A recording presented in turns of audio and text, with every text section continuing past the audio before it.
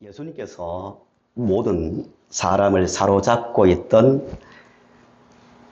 죽음의 권세를 이기시고 부활하신 역사적 사건을 기념하여 우리가 감사 예배를 드리고 있는데요. 기적입니다, 기적. 여러 사람들 속에서 우리가 섞여 살지만 우리는 특별한 존재입니다. 사망의 권세보다 더 강한 권세를 가지고 있는 존재가 우리입니다. 항상 이 부활에 대한 믿음이요. 의식화되어야 되고 생활화되어야 되고 문화화되어야 됩니다. 모든 상황 속에서 이 진리로 인하여 위로받아야 되고 또 힘을 얻어야 되고 혼란에서 벗어나야 되고요. 세상을 바라보는 그 부러운 시선이 바뀌어서 내가 더 가장 존귀한 자요. 그들이 불쌍한 자라고 보일 수 있는 그 눈이 부활에 대한 믿음에서 나오는 겁니다. 성도님들의 신앙의 집이 부활 신앙에서 견고하게 세워져 가기를 바랍니다. 복음의 핵심 내용은 십자가와 부활입니다.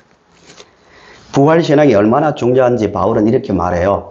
가정법을 써서 고린도전서에서 만약에 부활이 없다면 하고 가정을 해서 이렇게 말합니다. 13절에 예수님의 부활도 거짓말이고 첫째 문제가 되는 거예요. 두 번째는 14절에 전파하는 복음도 다 헛것이고 다 헛것이에요. 종교생활 자체가 의미가 없는 거예요. 부활이 없다면 죽은 자 살리면 못해요. 또 죽는데 두 번 장례 치러야 되는데요. 그렇지 않습니까? 병 고침 받는 거 중요하죠. 그걸 부정할 수는 없지만 그것이 뭐 전부라면 어쨌단 말입니까? 잠깐 연장시킨 것 뿐이죠. 삶을. 죽어요. 상대적으로 많이 가진 거 무슨 의미가 있습니까? 언제까지 가지겠습니까? 다 그것이다 이 말입니다. 15절 16절에서는 죽은 자들이 다시 사는 일이 없으면 하나님이 예수님을 다시 살릴 이유도 없는 거예요. 17절에 우리 믿는 믿음도 헛것이 되고요. 18절에 부활이 없으면 세상에서 제일 불쌍한 사람이 그리스도인들입니다. 바울의 이야기입니다. 가정법을 써서 말하죠. 교회가 세워져 있는데 교회가 중심에 부활에 대한 기쁨이 없으면요. 교회는 하루아침에 무너지게 되어 있습니다. 이 시대의 기독교가 아무리 조직이 견고하게 갖춰져 있고 많은 돈이 있고 또 사회적 힘이 있더라도 정작 각자의 마음속에 부활에 대한 기쁨, 부활에 대한 확신이 없으면요. 부실공사된 집처럼 와르르 무너지게 되어 있습니다. 우리 정신 차립시다. 뭐 어cep시다. 아무리 말해도 그게 무슨 의미가 있습니까? 내 마음의 부활에 그 믿음이 없는데요. 부활절을 맞이하였어요. 우리가 이 부활에 대한 믿음이 확신, 믿음의 확신과 또 부활에 대한 그 틀 위에서 인생이 새롭게 견고하게 세워지는 은혜가 있기를 간절히 바랍니다. 부활이 역사적 사실임을 믿는 근거가 무엇인가? 세 가지를 정리하려고 합니다. 마음을 차분하게 내려놓고 특별히 이런 부활의 문제일수록 천국과 지옥의 문제일수록요 이성적으로 차분하게 접근해야 됩니다. 감정적으로 접근하면요 감정이 무너지면 남는 게 없습니다. 진짜 믿음은요 차가운 이성이 작동될 일상적인 삶 가운데서 나온 거예요. 일상에서 나는 맑은 정신을 가지고 부활을 생각해 보니까 틀림없다. 오늘 죽어도 나는 그 확신을 가지고 있다는 그 부활에 대한 틀을 견고하게 세워지는 이 시간이 될 수 있기를 다시 한번 간절히 바랍니다. 부활의 근거 세 가지요. 세 가지를 평생 가지고 사셔야 되는데 첫째, 증인입니다. 증인. 15장은 부활에 대한 이야기를 다 다루고 있는데요. 우리 부활이 사실임을 말할 때 증인을 말합니다. 5절부터 8절까지를 보시기 바랍니다. 5절. 부활을 경험한 목회 간 사람들의 명단이 나옵니다. 게바, 아람어로는 를 말하고 베드로는 헬라어죠. 의미를 부여한 이름인데요. 게바에게 보이시고 12제자에게 6절 500여 형제에게 일시에 보이셨나니 7절 모든 사도에게 8절 바울 자신에게 보이셨다고 말합니다. 여기서 주목할 단어는 두 가지. 첫째는 그 후에입니다. 순서를 말하거든요. 그 후에 또 하나는 500여 형제에게 어떻게 보였다고요? 일시에입니다. 이 두 가지가 굉장히 중요합니다. 그 후에는 우리가 막 흥분돼가지고 극소수의 사람이 부활이 실제 없는데 너무너무 예수님을 좋아하니까 헛것을 보고 그런 감정이 고조된 상태에서 착각한 것이 아니고 논리를 따라 순서대로 그 후에 맑은 정신 가운데서 부활을 목격했다는 것을 강조하기 위해서 그 다음은 그 후에라고 말하는 거예요. 두 번째는 일시에란 말은 소수의 인원이 착각을 한 게 아니고요. 신경적인 증상으로 헛것을 보일 수 있잖아요. 환각, 환청, 심지어 이런 뭐라 하죠? 냄새를 가지고, 냄새도 헛것으로 느껴지는 거예요. 물리적으로. 인간이 그렇게 신비한 존재거든요. 진짜 헛것을 볼 수 있는 거예요. 들을 수 있는 거예요. 그게 아니라 500명이 일시에 보았다는 것은 이건 소수의 착각이 아니고 맑은 정신 가운데서 정확하게 보았다는 의미에서 일시에 보았다는 것을 말하고 있습니다. 그럼에도 불구하고요. 예수님 부활 이후 지금까지 역사에서 부활을 인정하지 않는 분들이 많이 있습니다. 지금도 있죠. 또 믿는다고 하지만 성경적 틀 위에서 부활을 믿지 못하는 사람들도 있어요. 예수님의 부활부터 지금까지 부활을 인정하지 않는 사람들 딱 정리하면 네 가지입니다. 네 부류로 딱 나누어집니다. 첫째가 이런 주장입니다. 유명한 학자들도 그렇게 주장합니다. 독일이나 유럽의 학자들이, 성경을 연구한 학자들이 그렇게 주장합니다. 첫째가 예수님께서 십자가에서 죽은 것이 아니라 기절했다. 기절했는데 눈 떠보니 무덤 속이었다. 그래서 정신을 차리고 다른 곳으로 피신하셨다. 그러니까 비무덤을 보고 부활했다고 말하게 되었다. 이 기절설이랍니다. 기절설.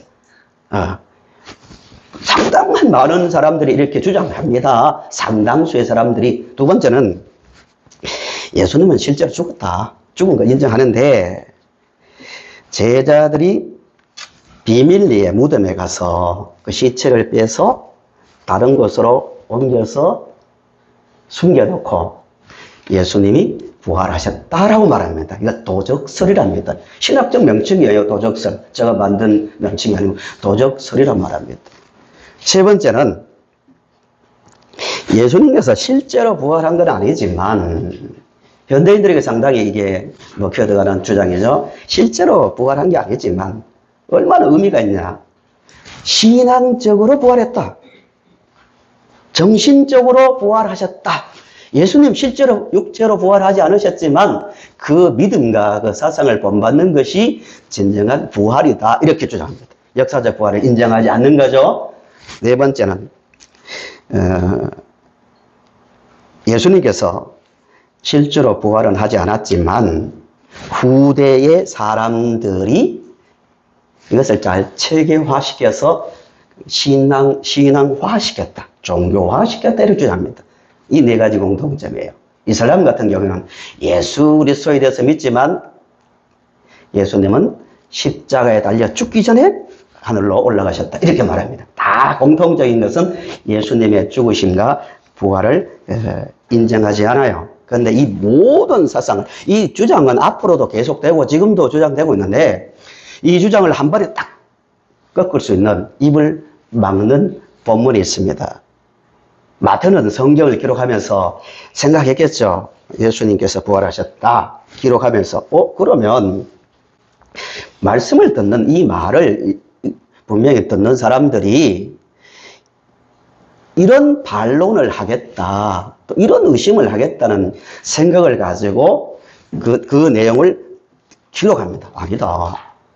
나도 그런 생각을 했지만 아니다 하는 구절이 성경이 어딘지하면요, 마태복음 27장 62에서 66절이에요. 이 네 가지 예수님 부활 이후부터 지금까지 있는 모든 사상을 꺾을 수 있는 중요한 말씀입니다.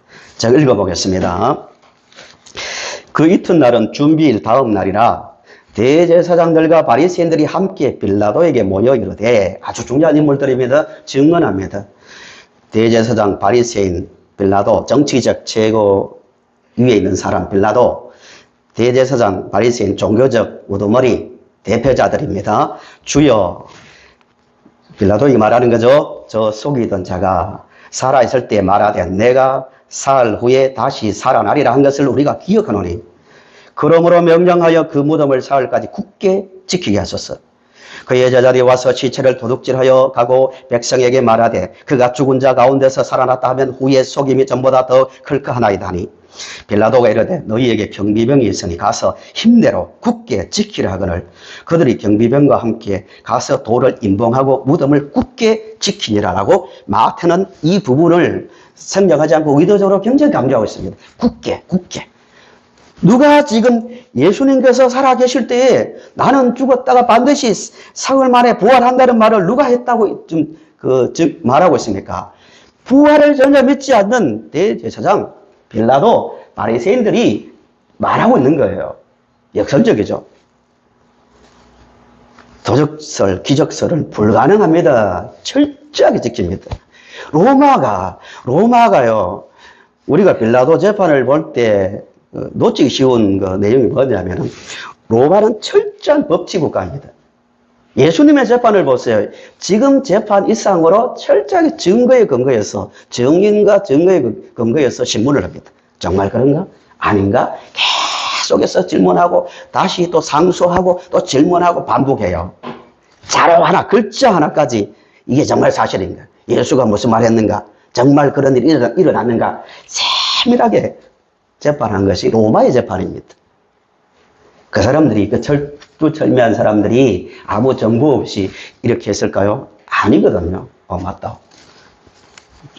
대제사장과 바리새인들의 말이 예수가 그런 말 했다. 그럼 실제다. 그래서 경비병을 가지고 철저하게 지킵니다. 기절설, 도적설, 불가능합니다. 마태는 그것을 알고 이 내용을 기록했습니다. 복음서를 잘 보시면요, 예수님께서 우리를 위해서 십자가에 달려 죽으시고 부활하셨는데, 이 증인들을 시작과 끝부분에 누구를 내세우냐 하면은 제자들을 내세우면 안 돼요. 자기들이 만들어내 이야기할 수 있다, 그럴 수 있잖아요. 여자들이 뭐 말했다 아니고, 시작 부분에는 헤롯 왕을 내세웁니다. 마태복음 2장에 헤롯 왕이 유아들을 죽이잖아요. 그 이야기를 왜 기록했냐 하면은, 봐라, 예수님 동정녀의 몸에서 태어나셨고 베들레헴에 나셨는데, 그거 제자들이 꾸며낸 이야기가 아니고 그 당시에 가장 치밀하기로 유명한 헤롯 왕이, 마태복음 2장을 나중에 한번 펼쳐보세요. 동방 박사들이 왔을 때 유대인의 왕으로 나시니가 어디 계시냐고 물으니까 헤롯이 충격받고, 이게 사실인지 아닌지를 어떻게 합니까? 자세히 성경의 박사, 최고를 성경을 많이 아는 성경의 박사들 다 불러 모아놓고 어디에서 나겠냐 딱 찍어줍니다. 베들레헴이라고 찍어줍니다. 헤롯이 확인했습니다.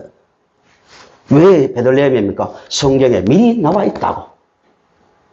그리고 헤롯이 자세히 묻고 반복하거든요. 자세히 치밀하게 조사하고 확인한 후 유아들을 죽입니다. 왜요? 사실이니까. 성경에 기록되어 있으니까요. 예수님의 그 탄생을, 역사성을 헤롯이 증언하고요. 마지막 부분에 예수님께서 십자가에 달려 돌아가실 때 정말 하나님의 아들이었다라고 말한 사람들이 누구예요? 로마 군인들입니다. 증언이죠.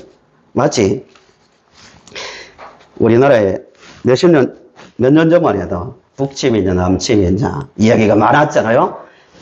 여러 학설을 댔지만 딱 종결시킨 자료가 있잖아요. 북한이 남침해 왔다. 종결한 문서가 소련에서 나온 문서잖아요. 소련에서 공적인 문서가 남침이 맞다고 인정하니까 그다음부터는 논쟁이 안 되잖아요. 왜? 당사자들의 자료니까. 마찬가지입니다. 예수님께서 역사적으로 실제로 부활하신 그 증언이, 그런 말을 했다는 그 증언이 대제사장 빌라도, 그 다음에 바리새인들입니다. 종결시켰습니다. 그러면 이 예수님의 부활은 이런 역사적 그 증인을 통해서 알 수 있는데요. 두 번째로 중요한 것은 예수님께서 실제로 부활하셨다. 오늘 합리주의, 이성주의 시대에도 그렇게 주장할 수 있는 그 근거는, 두 번째 근거는 성경대로입니다. 성경대로. 따라 하실까요? 성경대로. 한 번 더요. 성경대로. 1절부터 4절요. 이 부분은 짧게 정리해 보겠습니다. 1절부터 4절을 보세요. 형제들아, 내가 너희에게 전한 복음을 너희에게 알게 하노니 이는 너희가 뭐 한 것이에요? 받은 거예요. 자기의 생각이 아니란 말입니다. 자기가 뭐 생각해 보니까 이렇게 체계화 시킨 게 아니고, 또 소수의 사람들이 기도 많이 하다가 환상을 본 게 아니고 받은 것. 계속해서요. 2절. 너희가 만일 내가 전한 그 말을 굳게 지키고 헛되이 믿지 아니하였으면 그로 말미암아 구원을 받으리라. 내가 받은 것을 먼저 너희에게 전하였노니 이는 무엇대로? 성경대로 그리스도께서 우리 죄를 위하여 죽으시고 장사 지낸 바 되셨다가 성경대로 사흘 만에 다시 살아나셨다고 말합니다. 한 문장도 내가 생각한다, 내가 깨달았단 말이 없어요. 받은 것, 성경에 기록된 것. 누구로부터 받았습니까? 하나님께서 여러 선지자들을 통해서 말씀하신 그 내용을 받은 거예요. 그러니까 하나님으로부터 받은 거예요. 성경은 누구의 말씀입니까? 하나님의 말씀입니다. 너무 당연한 이야기인데 너무 중요한 이야기입니다. 저는 설교를 준비할 때마다 정말 조심하는 게 그거예요. 내 생각을 그냥 주제를 딱 정해놓고 내 생각을 전하는 게 아닌가. 그걸 조심합니다. 그게 아니라 나는 하나님의 말씀을 받아서 전달하는 전달자다.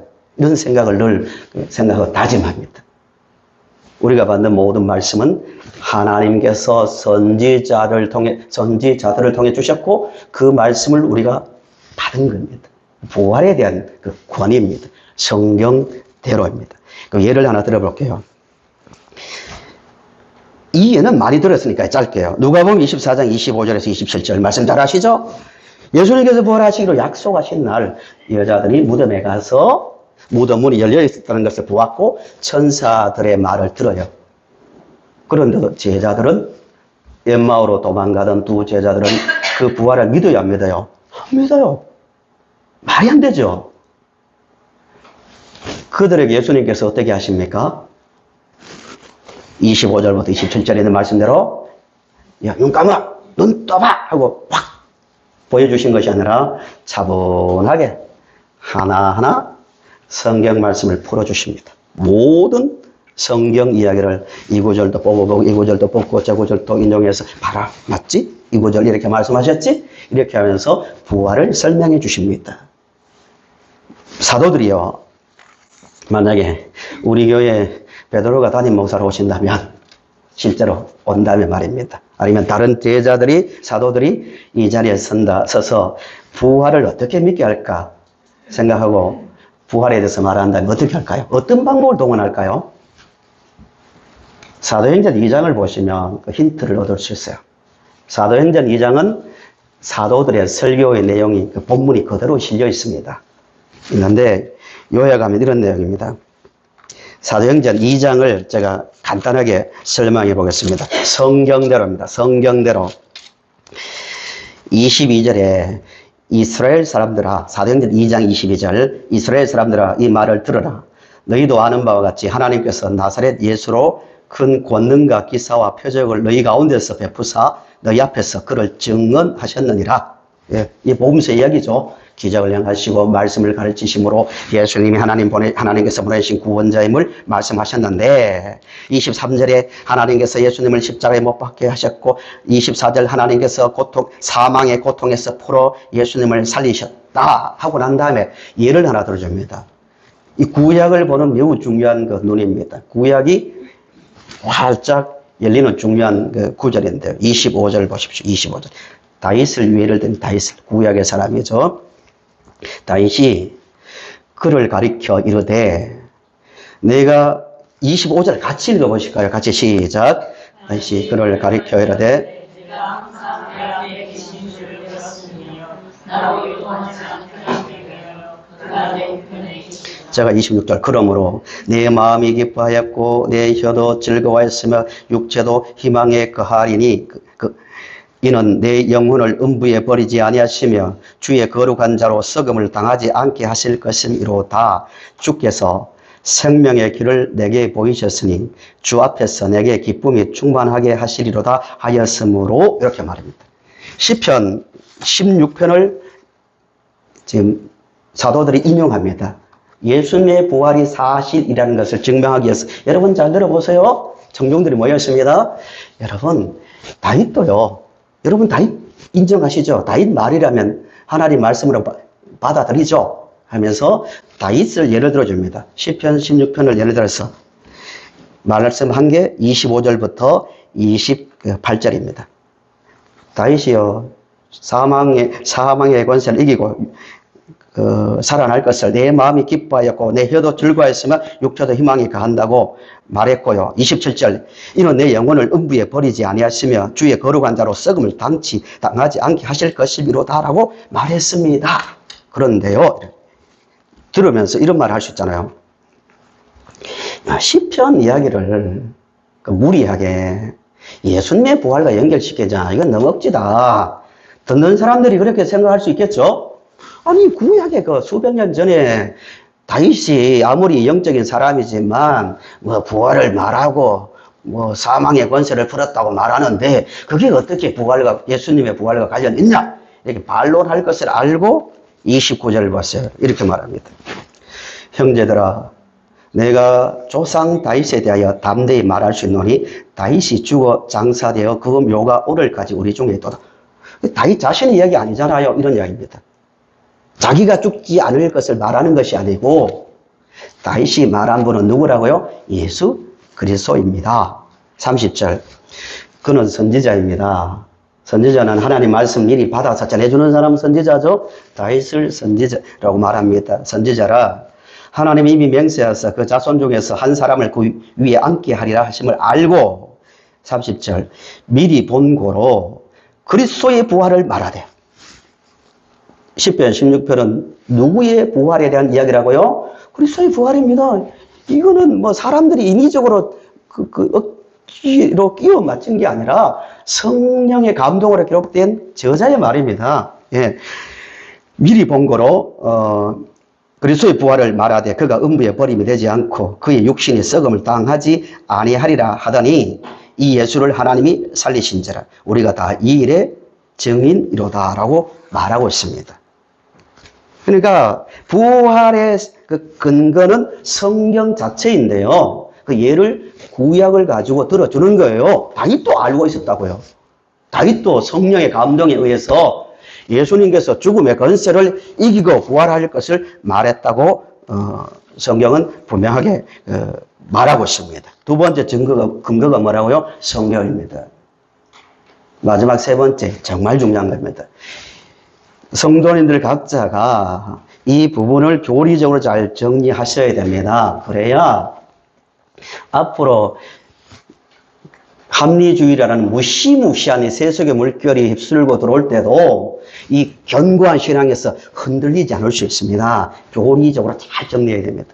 예수님께서 어떻게 부활하셨는가?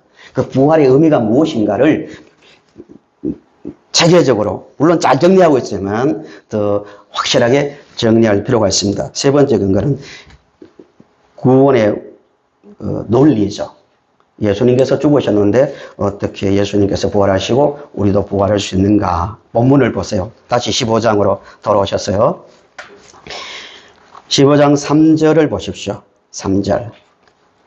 내가 받은 것을 먼저 너희에게 전하였노니 이는 성경대로 그리스도께서 우리 무엇을 위하여?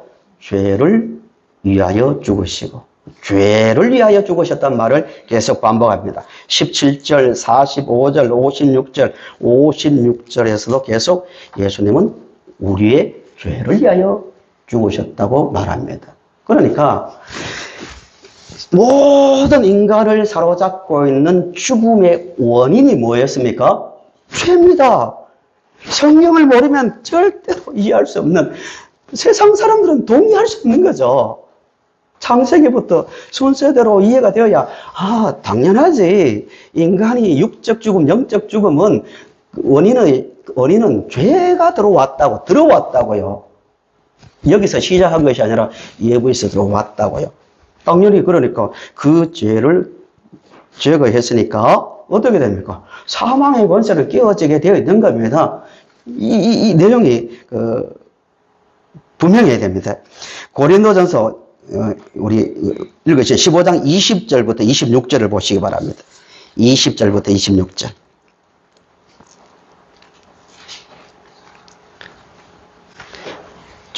빨리 읽어보겠습니다. 그러나 이제 그리스도께서 죽은 자 가운데서 다시 살아나사 잠자는 자들의 첫 열매가 되셨도다.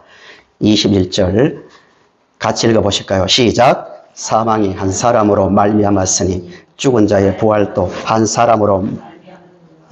아담 안에서 모든 사람이 죽은 것 같이 그리스도 안에서 모든 사람이 삶을 얻으리라고 분명히 말씀하고 있습니다. 이 신학적 성경적 진리가 먼저 이해가 되어야 부활이 동의가 되는 거예요. 죽음 때문에 죄 때문에 모든 인간이 죽음에 잡혔고, 예수님께서 죽음의 원인인 죄를 십자가에서 제거하심으로, 지불하심으로, 죄값을 지불하심으로 부활한 것은 당연하다는 것을 성경은 논리로 말하고 있습니다.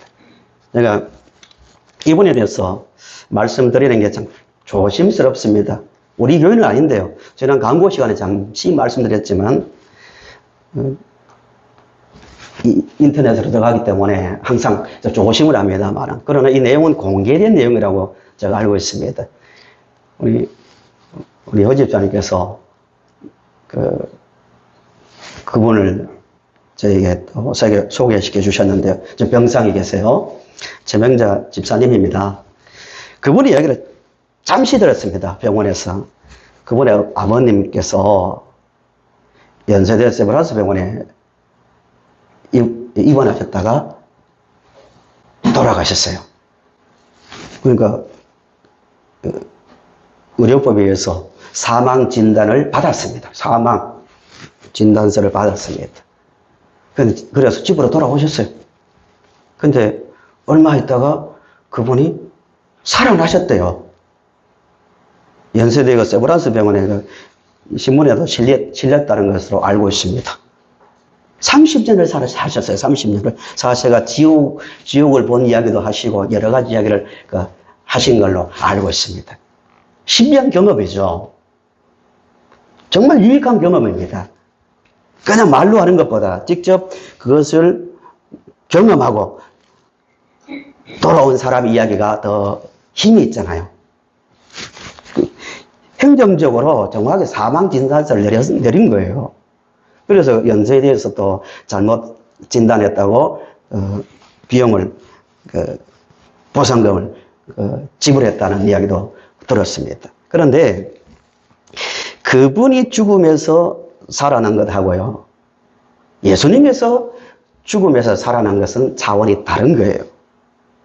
그분은 또다시 30년을 사시다가 돌아가신 거예요. 그러나 예수님은 사망의 권세를 정복한 겁니다.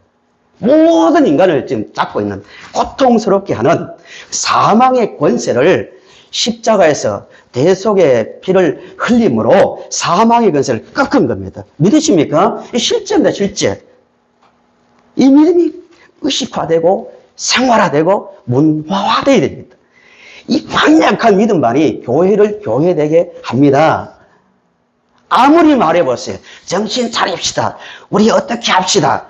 아무리 가까운 사람들이 말해도 안 들릴 수 있습니다.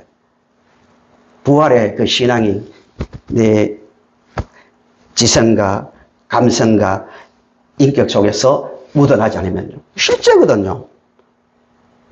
따라합시다. 예수님은 죽음의 권세를 이기셨습니다. 예수님은 죽음의 권세를 이기셨습니다. 예, 믿으시죠? 그 믿음 위에서 우리가 살아가는 겁니다. 그래서 상 유머가 들어있는 그 말씀인데 52절부터 쭉 보시면 바울이 이렇게 말합니다. 52절부터 구약 말씀을 인용하면서요. 나팔 소리가 나매 죽은 자들이 썩지 아니할 것으로 다시 살아나고 우리도 변화되리라. 이 썩을 것이 반드시 썩지 아니할 것을 입겠고 이 죽을 것이 죽지 아니함을 입으리로다. 이게 부활의 의미입니다. 그냥 기적을 통해서 어떤 뭐 종교적 행위를 통해서 죽었던 사람이 살아나는 것 아니라 죄에서 벗어나기 때문에 썩을 몸이잖아요. 그런데 썩지 않을 몸으로 확 호연히 변화됩니다. 초물리적인 거죠. 실제입니다. 실제. 우리의 몸은 한번 썩음을 경험하지만 완전히 썩지 않을 몸으로 변화되고요. 영생의 몸을 입고 천국에서 영원히 살게 됩니다. 54절. 이 썩을 것이 썩지 아니함을 입고 이 죽을 것이 죽지 아니함을 입을 때에는 사망을 삼키고 이기리라고 기록된 말씀이 이루어지리라. 사망아, 너의 승리가 어디 있느냐? 사망아, 내가 쏘는 것이 어디 있느냐? 사망이 쏘는 것은 죄요, 죄의 권능은 율법이라. 우리 주 예수 그리스도로 말미암아 우리에게 승리를 주신 하나님께 감사한다고 말하고 있습니다. 누가 이런 큰 소리를 칠 수 있습니까? 저는 위로받고 은혜를 받을 때가 언제냐면 장례식장에 갔어요. 좀 많은 은혜를 받습니다. 죽음이라는 그 아픔 고통 속에 있지만 그럼에도 불구하고 그것이 끝이 아니고 조금만 기다리면 피부가 저도 막 거칠지만 가장 아름다운 그 모습으로 변화되어 살아날 부활에 대한 소망이 있기 때문에 위로받습니다. 다시 말씀드리면 이것이 현실 속에서 의식화되고 생활화되어야 힘이 있습니다. 힘이 있습니다. 사망한 너의 승리가 어디 있느냐? 조롱하고 사망을 삼키고 이긴다는 말씀이에요. 이 말씀은 이사야서 25장의 말씀을 인용하고 있습니다. 제가 읽어드리겠습니다. 이사야서 25장 8절 말씀입니다. 사망을 영원히 멸하실 것이라. 여호와께서 모든 얼굴에서 눈물을 씻기시며 자기 백성의 수치를 온 천하에서 제하시리라. 여호와께서 이같이 말씀하셨느니라. 이 말씀도 믿지 않는 사람들은 억지 쓰지 말라고.